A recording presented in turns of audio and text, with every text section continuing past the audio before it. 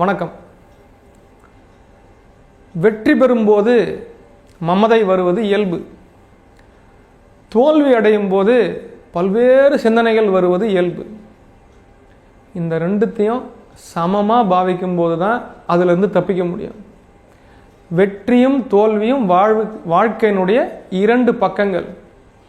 நன்மையும் தீமையும் போல, உள்ள வெளியே போல, மேலே கீழே போல, வெளிச்சம் இருள் போல. அதனால் வெற்றி தோல்வி என்பது இரண்டு நிலைகள். கண்டிப்பாக நம்ம வாழ்க்கையில் இந்த ரெண்டும் வரும் போகும்.